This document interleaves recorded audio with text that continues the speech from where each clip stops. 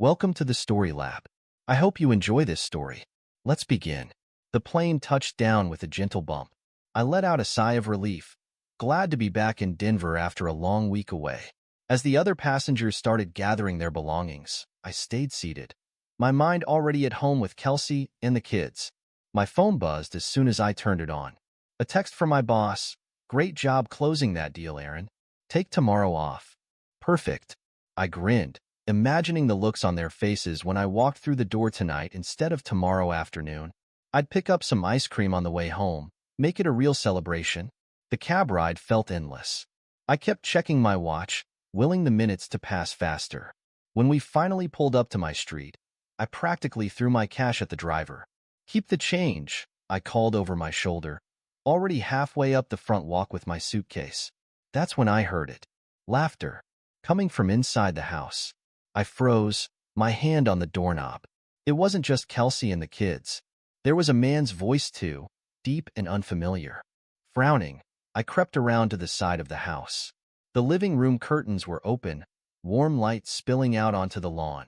I inched closer, staying in the shadows. My breath caught in my throat.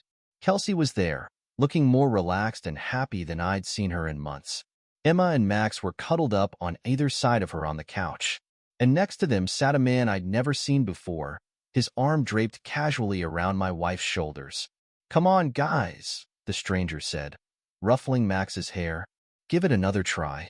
Emma giggled. "Okay, Dad." The world tilted sideways. I gripped the windowsill to keep from falling. "That's my girl," the man said, beaming. "How about you, buddy?" Max hesitated, looking up at Kelsey. She nodded encouragingly. "It's okay, sweetie," she said softly. "You can say it." "Dad," Max stammered. The stranger pulled him into a hug. "There you go, champ. See? It's not so hard." I couldn't breathe. This couldn't be happening.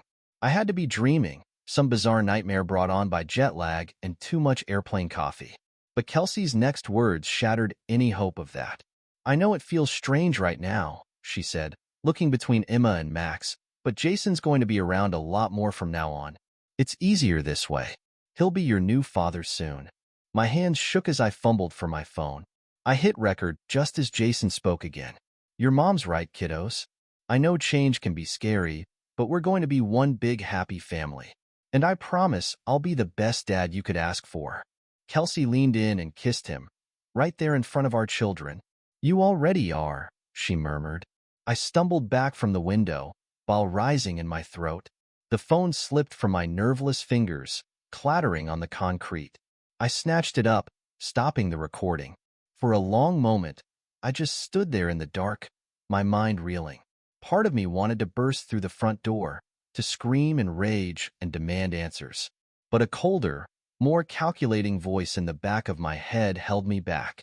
I looked down at my phone, at the damning evidence I just captured. No, this needed to be handled carefully, methodically.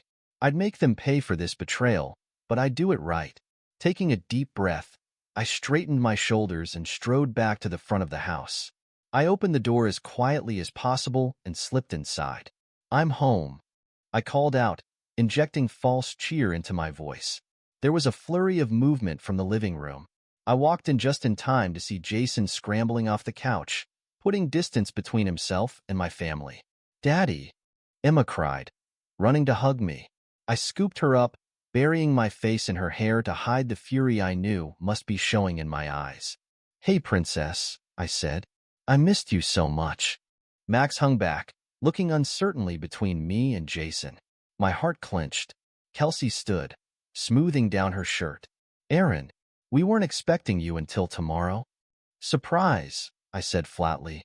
I set Emma down and turned to Jason, who was trying his best to look casual. "And who might you be?" Jason cleared his throat. "Jason Cole," he said, extending his hand. "I'm, a friend of Kelsey's from work." I ignored his outstretched hand. "Funny, Kelsey's never mentioned you before." An awkward silence fell over the room. I could see the gears turning in Kelsey's head as she tried to salvage the situation. "Jason just stopped by to drop off some paperwork," she said quickly. "We got to talking, and I guess we lost track of time. Jason was actually just leaving." weren't you? Jason nodded, already edging towards the door. Right, yes. I should get going. It was nice meeting you, Aaron. I smiled tightly. Oh, the pleasure was all mine. As soon as the door closed behind him, I turned to Kelsey. Kids, why don't you go up to your rooms for a bit? Mommy and I need to talk. Emma opened her mouth to protest, but something in my expression must have warned her off. She took Max's hand and led him upstairs.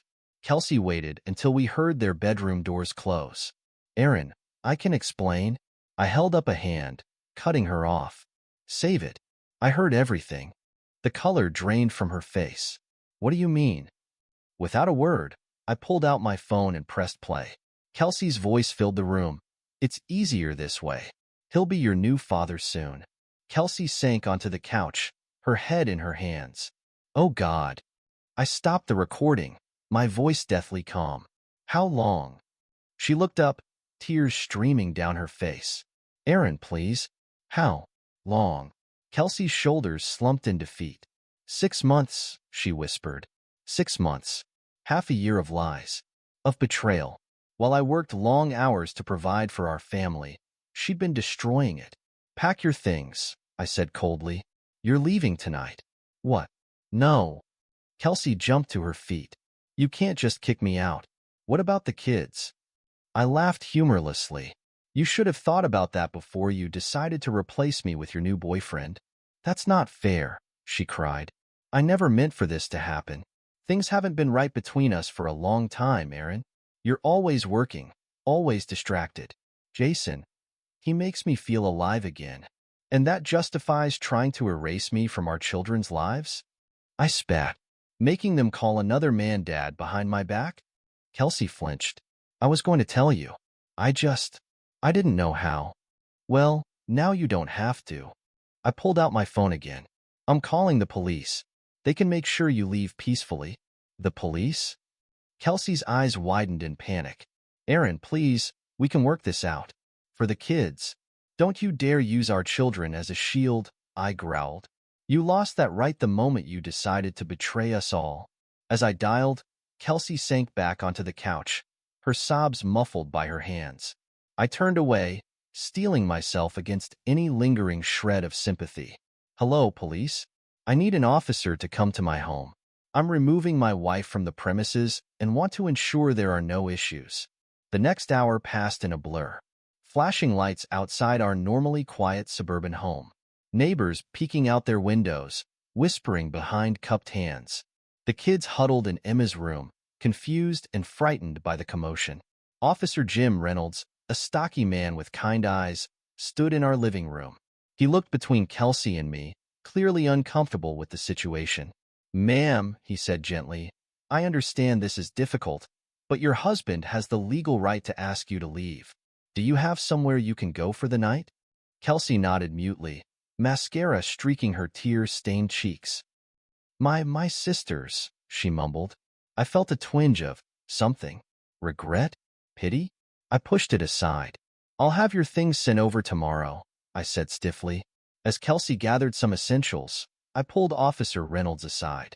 I have evidence of my wife's infidelity, I said in a low voice, and of her attempting to alienate me from my children.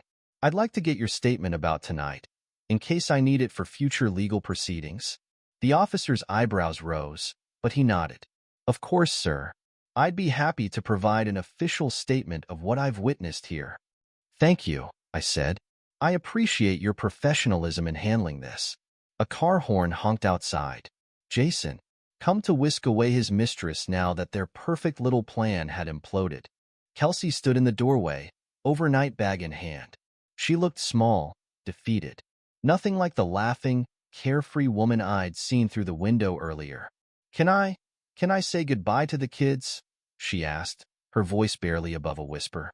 Part of me wanted to refuse, to deny her even that small comfort. But I thought of Emma and Max, how confused and scared they must be. 2 minutes, I said. Officer Reynolds will accompany you. As they headed upstairs, I sank onto the couch, suddenly bone-weary. The adrenaline that had been fueling me was fading, leaving a холодная пустота in its wake. A sob from upstairs. Emma's voice, high and panicked. Mommy, why are you leaving? Don't go. I squeezed my eyes shut, willing myself not to break. I had to be strong. For them. Kelsey's footsteps on the stairs, slower now, heavier. She paused in the entryway, looking lost. Aaron, she began. I cut her off. Don't. There's nothing left to say. She nodded, fresh tears spilling over. Without another word, she walked out the front door. I watched from the window as Jason helped her into his car. He glanced up at the house, his expression a mix of guilt and defiance. I stared back coldly until he looked away. As they drove off, Officer Reynolds cleared his throat. Will you be all right, sir? Do you have someone who can come stay with you and the kids tonight? I shook my head. We'll be fine. Thank you for your help. After he left, I climbed the stairs on leaden feet. Emma's door was closed. I could hear her muffled crying inside. I knocked softly. Emma? Max? Can I come in? No answer, but the crying quieted. I eased the door open. They were huddled together on Emma's bed, a tangle of limbs and tear-stained faces. My heart shattered all over again. Hey, kiddos, I said, forcing a smile. Mind if I join you? Emma launched herself into my arms. Daddy, why did Mommy leave? Is she coming back? I held her close, stroking her hair. Mommy needs some time away right now, but I promise you, I'm not going anywhere. I've got you. Max crawled over, his lower lip trembling. Are you and Mommy getting a divorce? Like Tommy's parents? Christ, how do you explain something like this to a 5-year-old? I pulled him into the hug. I don't know what's going to happen yet, buddy. But what I do know is that both your mom and I love you very, very much. That's never going to change, no matter what. We stayed like that for a long time, the three of us clinging to each other. Eventually, their sniffles subsided, replaced by the deep, even breathing of exhausted sleep. I tucked them into Emma's bed, not having the heart to separate them tonight. As I turned to leave, Max's sleepy voice stopped me. Daddy? Yeah, champ? I'm glad you're home. I swallowed past the lump in my throat. Me too, buddy. Me too. Downstairs, I poured myself a generous whiskey and sank onto the couch. The house felt wrong. Too quiet. Too empty. I pulled out my phone, staring at the recording I'd made earlier. Part of me wanted to delete it, to pretend this was all a bad dream I could wake up from. But I knew better. This was just the beginning of the fight, and I'd need every weapon in my arsenal. With a heavy sigh, I pulled up my contacts and dialed a number I'd hoped I'd never need. Rachel? It's Aaron Brooks.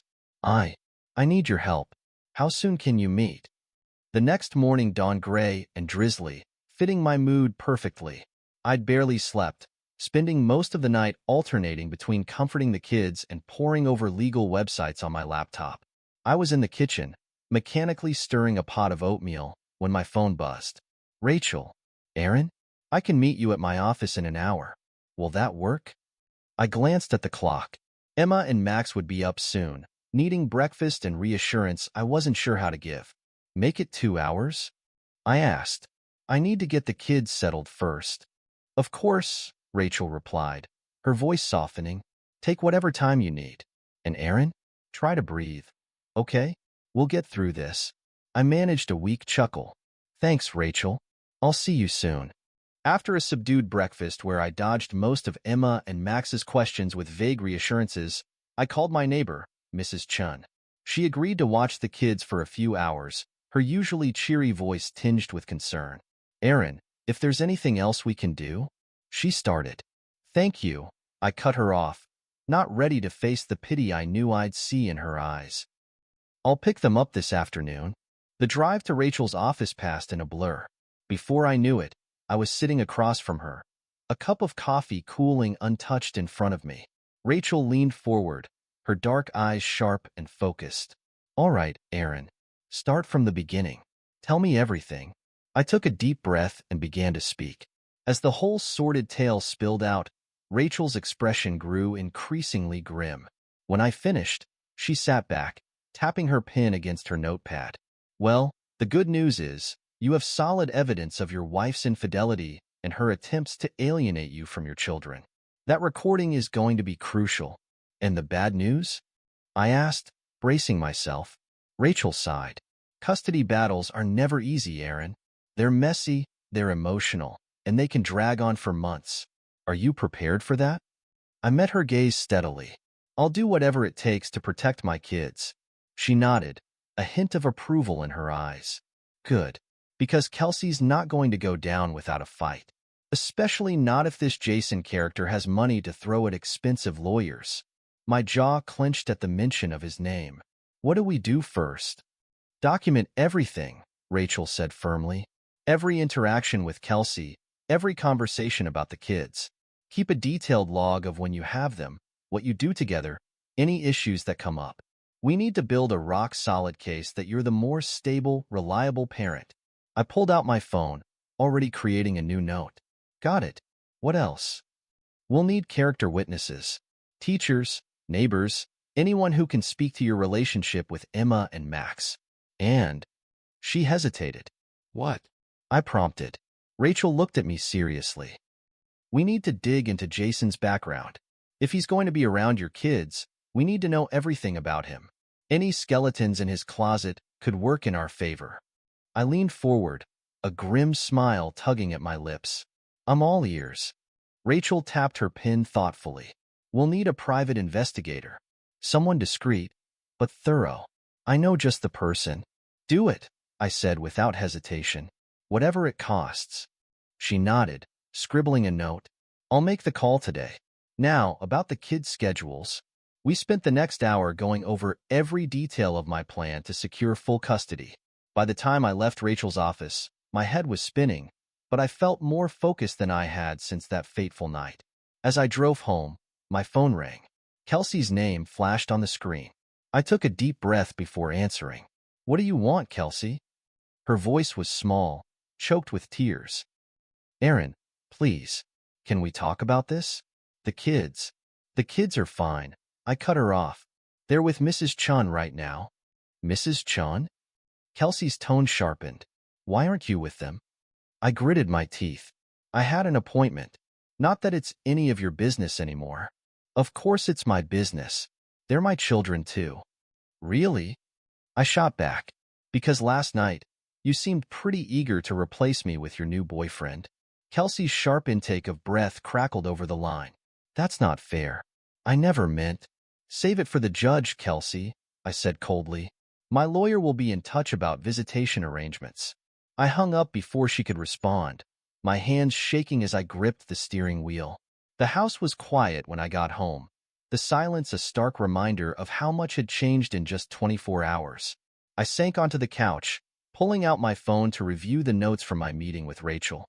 A text from Mrs. Chun popped up. Kids are doing okay. Emma asked about Mommy.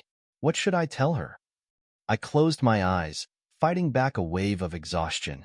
How the hell was I supposed to explain this mess to a 7-year-old? With a sigh, I started typing. Just tell her Mommy and Daddy are working some things out. I'll pick them up soon and we'll talk. As I hit send, a fierce determination washed over me. I'd do whatever it took to protect Emma and Max from the fallout of Kelsey's betrayal, no matter the cost. The next few weeks passed in a blur of lawyer meetings, whispered phone calls, and sleepless nights. I threw myself into gathering every shred of evidence I could to build my case for full custody. Today's mission, Emma's school. I'd set up a meeting with her teacher, Ms. Martinez, hoping she could provide some insight into how the chaos at home was affecting my daughter. As I walked into the cheerful second-grade classroom, Ms. Martinez greeted me with a warm smile that didn't quite reach her eyes. Mr. Brooks, thank you for coming in, she said, gesturing to a tiny chair across from her desk. I know things must be difficult right now. I lowered myself onto the comically small seat, trying to look composed. I appreciate your time, Ms. Martinez. How's Emma doing? She hesitated, fidgeting with a stack of papers. Well, that's actually why I wanted to speak with you. I've noticed some changes in Emma's behavior lately. My stomach clenched. What kind of changes? She's become more withdrawn, Ms. Martinez explained gently. Less engaged in class activities.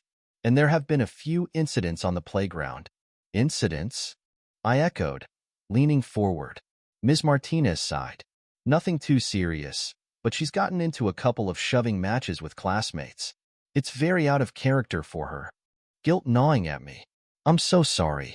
We're going through some family issues at home. I gathered as much, she said softly. Emma mentioned that her mother isn't living at home right now. I nodded stiffly. We're separated. It's complicated. Ms. Martinez's expression was sympathetic.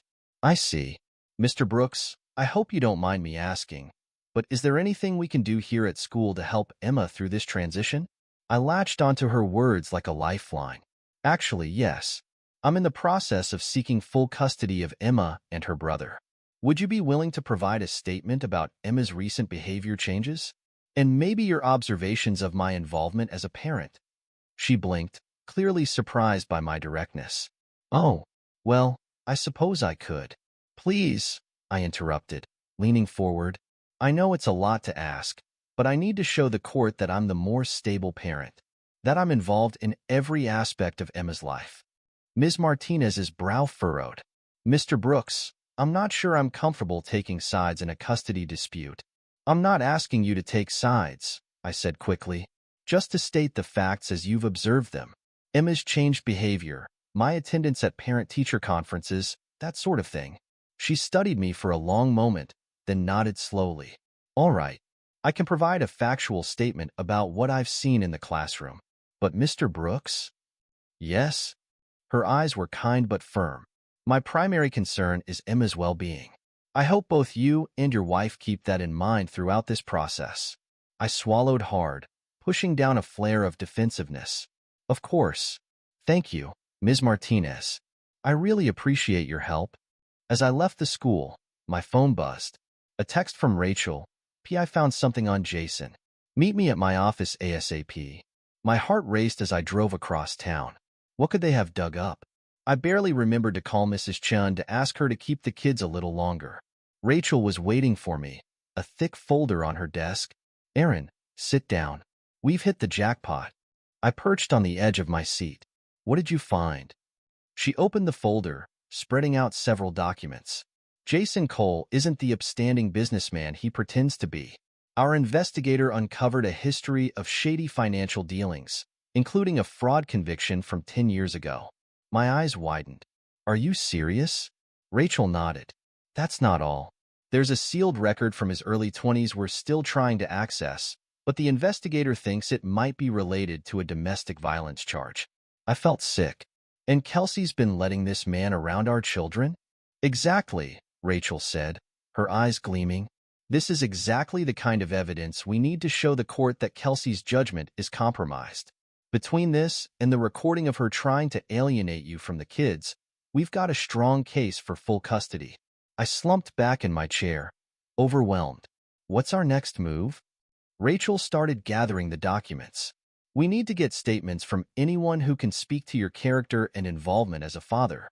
Teachers, neighbors, colleagues. The more, the better. I nodded, my mind racing. I've already talked to Emma's teacher. And Officer Reynolds, the cop who came to the house that night, said he'd be willing to make a statement. Perfect, Rachel said approvingly. Keep building that support network. And Aaron? Document every interaction with Kelsey. Every phone call, every text. We need to show a pattern of her erratic behavior. As I left Rachel's office, my phone buzzed again.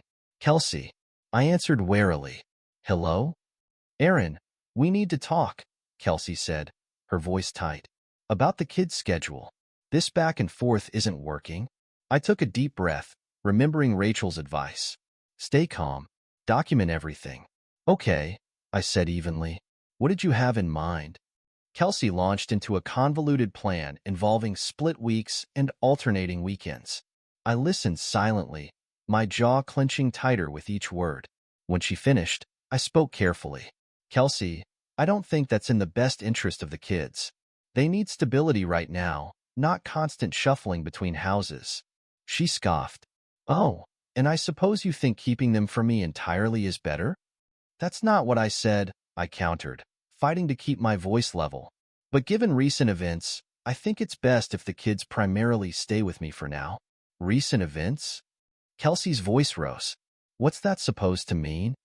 I closed my eyes, counting to 10 before responding. It means I'm not comfortable with Jason being around Emma and Max, Kelsey. Not until we've worked things out legally. You can't do that, she cried. You can't keep my children from me. I'm not trying to, I said firmly. But my priority is their safety and well-being. If you want to see them, it needs to be supervised visits for now. Kelsey's voice turned cold. You'll regret this, Aaron. I swear to God, you'll regret this. The line went dead. I leaned against my car, my hands shaking as I pulled up my notes app to document the conversation. As I drove to pick up the kids, my mind raced with everything that had happened. The evidence against Jason, Kelsey's threats, Emma's troubles at school. I gripped the steering wheel tighter, a determination settling over me. No matter what it took, I'd protect my children. From Kelsey's poor choices, from Jason's shady past, from all of it. The battle for custody was just beginning, but I was ready for war. The courthouse loomed before me, its imposing facade a stark reminder of the battle ahead. I adjusted my tie, took a deep breath, and walked inside. Rachel was waiting in the lobby, her expression a mix of determination and concern. Ready for this, Aaron? I nodded, my throat tight, as I'll ever be. We made our way to the courtroom, the click of Rachel's heels echoing in the marble hallway. As we rounded the corner, I saw them, Kelsey and Jason, huddled with their lawyer, a slick-looking man in an expensive suit.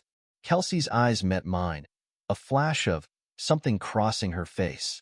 Regret? Anger? Before I could decipher it, Jason put his arm around her, steering her into the courtroom. Rachel touched my arm. Remember, stay calm no matter what. Let me do the talking unless the judge directly addresses you. I took another deep breath, squaring my shoulders. Got it. The next few hours were a blur of legal jargon and barely contained emotion. Kelsey's lawyer painted me as a workaholic, neglectful father, twisting my long hours into evidence of disinterest in my children's lives. Your Honor, he said smoothly, Mr. Brooks claims to want full custody, and yet his own work records show he's rarely home before 8 p.m. How can he possibly provide the stable environment these children need? I gritted my teeth, my hands clenching under the table. Rachel squeezed my arm in warning before standing. If I may, Your Honor, she said, her voice calm and authoritative. Mr. Brooks's dedication to his career is precisely what has allowed him to provide a comfortable life for his children. Moreover, since the separation, he has adjusted his schedule to be home every day by 5 p.m., as evidenced by the affidavits from his employer and neighbors. The judge nodded, making a note. Continue, Ms. Turner. Rachel's eyes gleamed. Your Honor, I'd like to present Exhibit A, a recording made by my client on the night he discovered his wife's infidelity. Kelsey's sharp intake of breath was audible in the quiet courtroom. Her lawyer leapt to his feet. Objection. This recording was obtained without my client's knowledge or consent. The judge peered over his glasses. Colorado is a one-party consent state, Counselor. Overruled. You may play the recording, Ms. Turner. As Kelsey's voice filled the courtroom, urging our children to call another man Dad, I watched the color drain from her face. Jason shifted uncomfortably in his seat, unable to meet anyone's eyes. When it finished, a heavy silence fell over the room. The judge's expression was grave as he turned to Kelsey. Mrs. Brooks, do you deny that this is your voice on the recording? Kelsey's lawyer whispered furiously in her ear, but she shook her head, tears spilling down her cheeks. No, Your Honor. That's me. Rachel pressed our advantage. Your Honor, this recording clearly demonstrates Mrs. Brooks's attempts to alienate the children from their father. Furthermore, we have evidence that the man in question, Jason Cole, has a criminal record including fraud and suspected domestic violence. Jason's head snapped up, his face a mask of shock and fury. Kelsey turned to him, confusion and betrayal written across her features. Their lawyer scrambled to regain control. Your Honor, my clients were unaware of any criminal history. Mr. Cole's past mistakes have no bearing on his current character or Mrs. Brooks's fitness as a mother. The judge held up a hand, silencing him. I'll be the judge of that, Counselor. Ms. Turner, do you have documentation of these allegations? Rachel nodded, producing a file. Yes, Your Honor. We have Mr. Cole's sealed records, which our investigator was able to unseal, as well as statements from his former business partners detailing his fraudulent practices. As the damning evidence was presented, I watched Kelsey's face crumple. She turned to Jason, whispering furiously. He shook his head, his expression hardening. The judge's voice cut through their hushed argument. Mrs. Brooks, given this new information, do you still believe it's in your children's best interest to be around Mr. Cole? Kelsey hesitated, looking between Jason and me. I held my breath, willing her to make the right choice. I don't know, Your Honor, she finally said, her voice small. I thought I knew him, but now? The judge nodded gravely. I see. Well, given the evidence presented today, I'm inclined to grant temporary full custody to Mr. Brooks, with supervised visitation for Mrs. Brooks, pending a full investigation into Mr. Cole's background and Mrs. Brooks's judgment in this matter. Relief washed over me, so powerful I nearly sagged in my chair. Rachel squeezed my shoulder, a small smile of triumph on her face. Kelsey's anguished cry cut through the courtroom. No, please, Your Honor. You can't take my children. The judge's expression softened slightly. Mrs. Brooks, this is a temporary arrangement. If you can demonstrate that you're putting your children's needs first and exercising better judgment in your personal life, we can revisit the custody arrangement.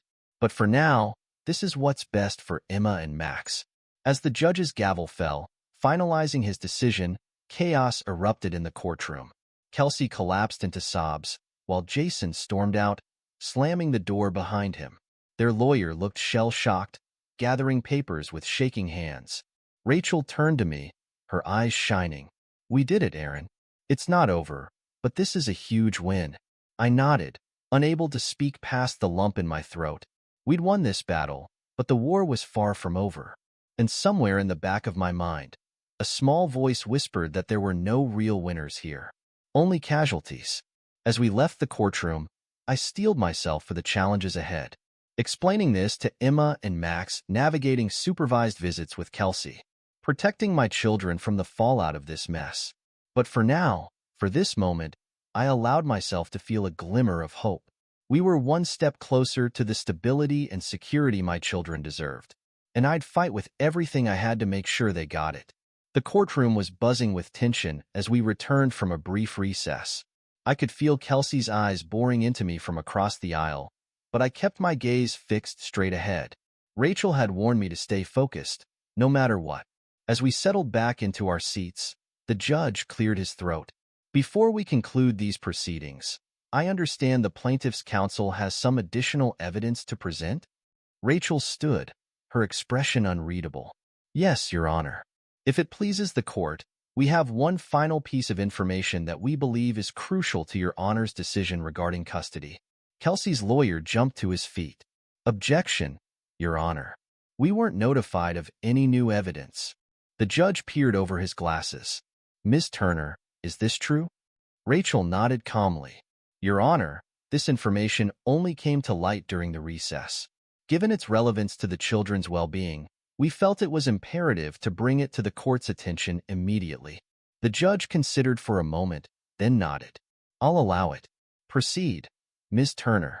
Rachel straightened, her eyes gleaming with determination. Thank you, Your Honor. I'd like to present evidence of Mr. Jason Cole's criminal record, which includes convictions for fraud and domestic violence. A collective gasp rippled through the courtroom. Kelsey's face drained of color as she whipped around to stare at Jason, who sat rigid in his seat, jaw clenched.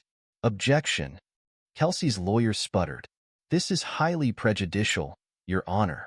Mr. Cole isn't on trial here. The judge held up a hand. Overruled. While Mr. Cole may not be on trial, his character and background are relevant to Mrs. Brooks's judgment in allowing him around the children. Continue, Ms. Turner. Rachel nodded, producing a thick file. Your Honor, our private investigator uncovered sealed records from Mr. Cole's past. They detail a pattern of financial fraud spanning several years, culminating in a conviction 10 years ago. More alarmingly, there's also a domestic violence charge from his early 20s. I watched Kelsey's face crumple as Rachel laid out the damning evidence. Her lawyer leaned in, whispering furiously, but she shook her head, eyes never leaving Jason. Furthermore, Rachel continued, we have statements from Mr. Cole's former business partners describing ongoing fraudulent practices. Your Honor, Mrs. Brooks has not only attempted to alienate the children from their father, but has also exposed them to a man with a violent criminal past. The judge's expression grew increasingly grave as he reviewed the documents. Mrs. Brooks, he said, his voice stern, were you aware of Mr. Cole's history when you allowed him around your children? Kelsey's voice quavered as she responded, no, Your Honor. I had no idea. And now that you do know, the judge pressed, do you still believe it's in your children's best interest to be in Mr. Cole's presence? Kelsey hesitated, glancing between Jason and me. I held my breath, silently willing her to make the right choice. I don't know, she finally admitted, her voice barely above a whisper. The judge nodded, his expression softening slightly. I see. Well, given this new information and Mrs. Brooks's uncertainty, I have no choice but to grant full custody to Mr. Brooks. Relief flooded through me, so intense I nearly sagged in my chair. Rachel squeezed my arm, a small smile of triumph on her face. Mrs. Brooks will be granted supervised visitation, pending completion of parenting classes and a psychological evaluation, the judge continued. Mr. Cole is to have no contact with the children. This court condemns Mrs. Brooks's poor judgment in this matter and urges her to prioritize her children's well-being moving forward. As the gavel fell, finalizing the decision, chaos erupted in the courtroom. Kelsey burst into tears, while Jason stormed out, slamming the door behind him. Their lawyer looked shell-shocked, gathering papers with shaking hands. Rachel turned to me, her eyes shining. We did it, Aaron. It's over. I nodded, unable to speak past the lump in my throat. We'd won, but as I watched Kelsey's shoulders shake with sobs, I felt no joy in our victory. Only a determination to protect my children and build a new life for us, free from the shadow of betrayal. The weeks following the custody hearing passed in a blur of paperwork, therapy appointments for the kids, and long nights spent staring at the ceiling, wondering if I'd done the right thing. But as I watched Emma and Max slowly start to smile again, to laugh without that haunted look in their eyes, I knew I'd made the only choice I could. One morning, as I sipped my coffee and scrolled through emails, a message from an unfamiliar address caught my eye. The subject line read, "Information you might find interesting, J. Cole." Frowning, I opened it. Inside was a trove of documents detailing Jason's ongoing fraudulent business practices, far beyond what we presented in court. My hands shook as I realized the implications. This wasn't just about protecting my family anymore. This was a chance to make sure Jason could never hurt anyone else. I picked up my phone, hesitating only a moment before dialing. Megan Blake, Denver Tribune. I took a deep breath. Ms. Blake? This is Aaron Brooks. I have a story you might be interested in. Megan's voice sharpened with interest. Mr. Brooks? The software engineer who just won that high-profile custody case. The very same, I replied. But this isn't about my personal life. It's about Jason Cole, the man my ex-wife was involved with. I have evidence of ongoing criminal activity that I think the public needs to know about. There was a pause, then the sound of shuffling papers. I'm listening, Mr. Brooks. Can you come to my office this afternoon? As I hung up, a mix of emotions churned in my gut. Was I doing this for justice or for revenge? Did it matter, as long as it kept Jason away from my family? Later that day, I sat across from Megan in her cluttered office, watching her eyes widen as she pored over the documents. This is explosive, Mr. Brooks, she said finally, looking up at me. How did you come by this information? I shook my head. I can't reveal my source, but I can assure you it's reliable. Everything in those files is verifiable. Megan leaned back, tapping her pen against her notepad. You realize publishing this could ruin Jason Cole? His business, his reputation, everything. I'm aware, I said quietly. But isn't that what should happen to someone who's been defrauding people for years?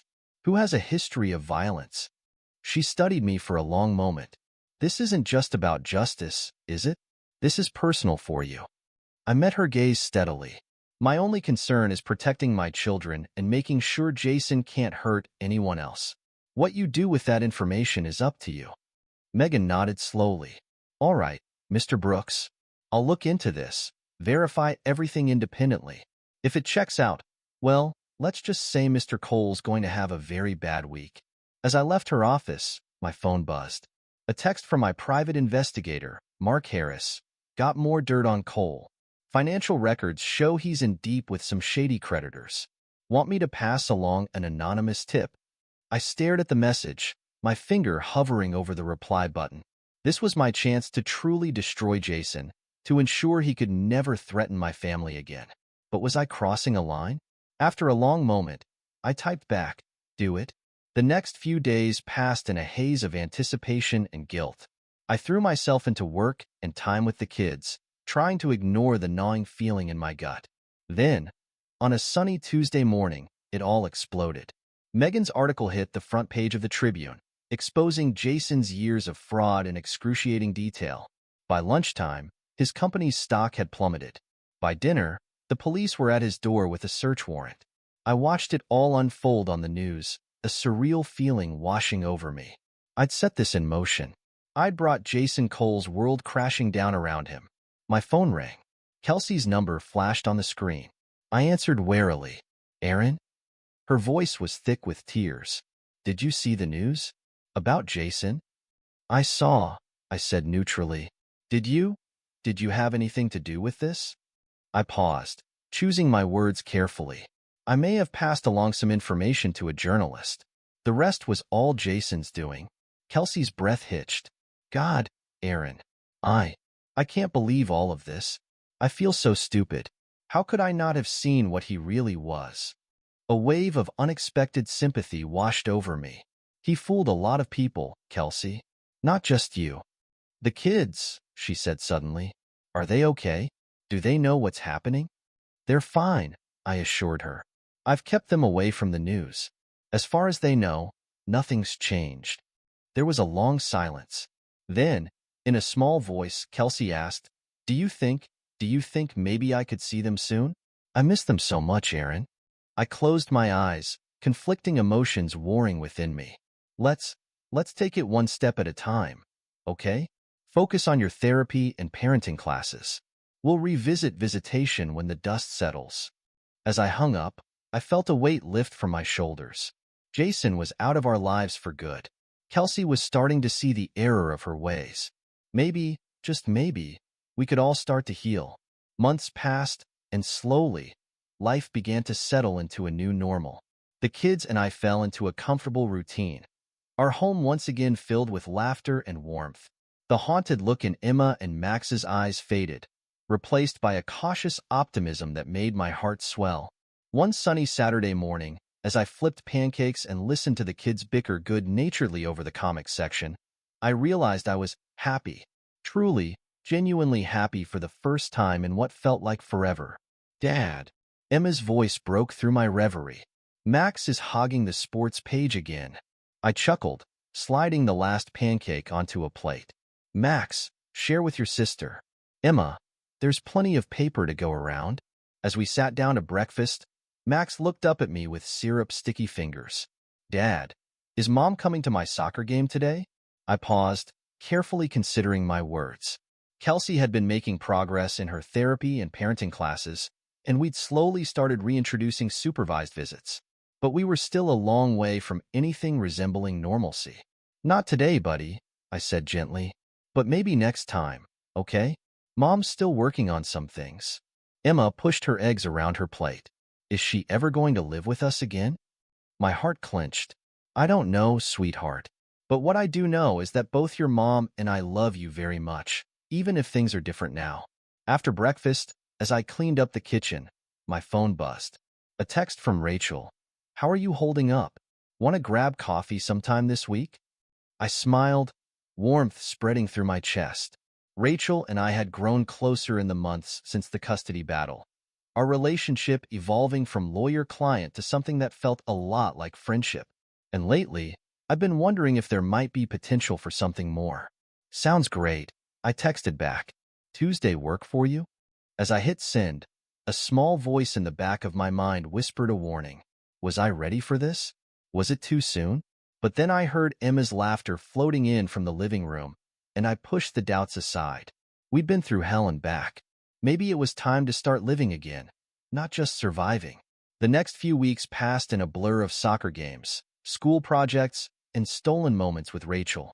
Our coffee date turned into dinner, which turned into long walks in the park, talking about everything and nothing.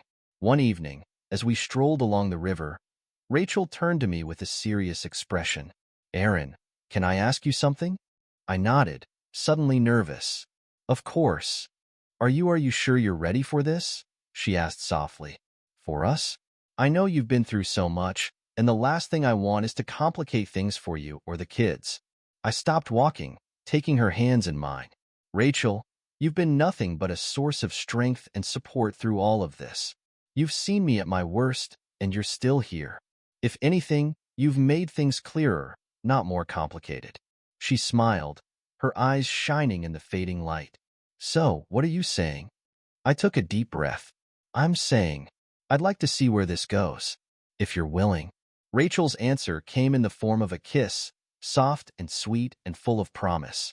As we walked back to my car hand in hand, I felt a sense of peace settle over me. The road ahead wouldn't be easy, I knew that. There would still be challenges with Kelsey, with the kids adjusting to our new reality. But for the first time in a long time, I felt hopeful about the future. The envelope arrived on a Tuesday, innocuous white paper with my name scrawled in familiar handwriting. Kelsey's handwriting. My stomach clenched as I tore it open, dreading what I might find inside. It was an eviction notice. Kelsey was being kicked out of her apartment, effective immediately. My first instinct was relief she'd be further from the kids. But as I read her desperate plea for help scribbled at the bottom, a more complex emotion took hold. I stood there in the kitchen, conflict raging within me. Part of me wanted to ignore it, to let Kelsey face the consequences of her actions. But another part, the part that remembered the good times, the mother of my children, couldn't just leave her out in the cold. Before I could talk myself out of it, I grabbed my keys and headed for the door. Where are you going, Dad? Emma called from the living room. I hesitated. I need to take care of something, sweetie. I'll be back soon. Keep an eye on your brother, okay? The drive to Kelsey's apartment complex was tense, my knuckles white on the steering wheel. What was I doing? Why was I rushing to her rescue after everything she put us through? As I pulled into the parking lot, I saw her. Kelsey was sitting on the curb, surrounded by hastily packed boxes, her head in her hands. For a moment, I just sat there, watching her. Then, with a deep breath, I got out of the car. Kelsey? She looked up, her eyes red-rimmed and puffy. Aaron, what are you doing here? I held up the envelope. You sent me this, remember? Kelsey scrambled to her feet, hope and desperation warring on her face. I didn't think you'd actually come. After everything. Yeah, well, neither did I said quietly. What happened? She laughed bitterly. What happened? Everything fell apart, that's what happened. Jason, he's gone. Took off as soon as things got tough. Left me with nothing but debts and broken promises. I felt a twinge of guilt. I'd set all this in motion, after all, but I pushed it aside. And the apartment? Couldn't make rent, Kelsey said, gesturing to the boxes around her. Turns out, when your boyfriend's a fraud and you've alienated everyone else in your life, you don't have a lot of options. We stood there in awkward silence for a moment. Then Kelsey spoke again, her voice small and broken. Aaron, I'm so sorry. For everything. I know it doesn't change anything, but I need you to know that. I was stupid and selfish, and I hurt the people I love most in the world. I closed my eyes, memories of our life together flashing through my mind. The good times, the bad times, all of it. When I opened them again, I saw not the woman who had betrayed me, but the mother of my children. A human being who had made terrible mistakes and was now facing the consequences. Kelsey, I said slowly, I can't fix this for you. You understand that, right? She nodded, fresh tears spilling down her cheeks. I know. I didn't know who else to turn to. I took a deep breath, weighing my next words carefully. I can help you find a place to stay for a few nights. A hotel or something. But after that, you're on your own. You need to figure this out for yourself. Relief flooded Kelsey's face. Thank you, Aaron. I don't deserve your kindness. No, I agreed, you don't. But our kids deserve a mother who's not living on the streets. So let's get your stuff loaded up and find you a room for the night. As we worked to load Kelsey's meager belongings into my car, a thought occurred to me. What about your sister? Can't you stay with her? Kelsey's shoulders slumped. She won't take my calls anymore. Not after everything that happened with the custody battle. I nodded, understanding all too well the bridges Kelsey had burned. Once her things were loaded, I turned to her one last time. Kelsey, listen to me. This is your rock bottom. What you do from here is up to you. But if you ever want a chance at being part of our kids' lives again, you need to get your act together. For real this time. She nodded, wiping away tears. I understand. Thank you, Aaron, for everything. As I drove Kelsey to a nearby hotel, an uncomfortable silence filled the car. I could feel her eyes on me, heavy with unspoken words and regret. Finally, as we pulled into the hotel parking lot, Kelsey spoke. Aaron, I know I have no right to ask this, but do you think you'll ever be able to forgive me? I gripped the steering wheel tighter, emotions warring within me. Part of me wanted to lash out, to remind her of all the pain she'd caused. But another part, the part that remembered the good times, felt a twinge of sympathy. Forgiveness isn't something I can just give you, Kelsey, I said carefully. It's something you'll have to earn. And not for me, but for Emma and Max. They deserve a mother who puts them first. Kelsey nodded, fresh tears spilling down her cheeks. I want to be that mother, Aaron.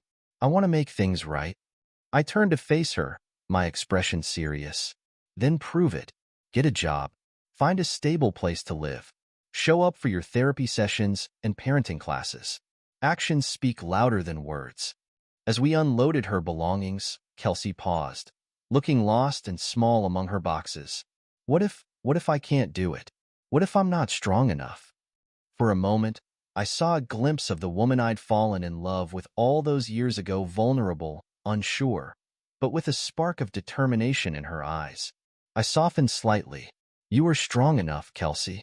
You're the mother of my children, but you have to want it. You have to fight for it. She nodded, squaring her shoulders. I will. I promise. As I turned to leave, Kelsey called out one last time. Aaron? I paused, looking back. Thank you, she said softly, for not giving up on me completely. I nodded, unable to form words past the lump in my throat. As I drove away, I felt a weight lift from my shoulders. I'd done what I could. The rest was up to Kelsey. Months passed. Kelsey stuck to her word, slowly rebuilding her life and proving herself worthy of supervised visits with the kids. It wasn't easy, and there were setbacks along the way, but I saw genuine effort and change. One sunny afternoon, as I watched Emma and Max laugh and play with their mother in the park, Rachel's hand warm in mine, I realized something. The anger and bitterness that had consumed me for so long had finally begun to fade. We weren't the family we once were, and we never would be again. But we were something new. Something, dare I say it, better. Stronger for having weathered the storm. As we walked back to the car, Emma slipped her hand into mine.